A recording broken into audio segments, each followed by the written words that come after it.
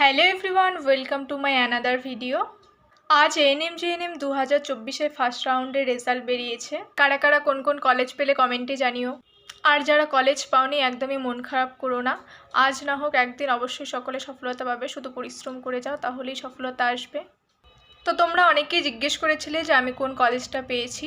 আমি আমার চয়েস লিস্টের 12 নম্বর কলেজটা পেয়েছি।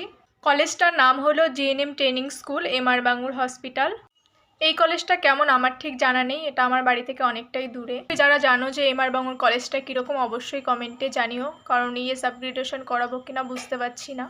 আজকের ভিডিওটা এই পর্যন্তই রইলো, দেখা হচ্ছে একটা নেক্সট ভিডিওতে।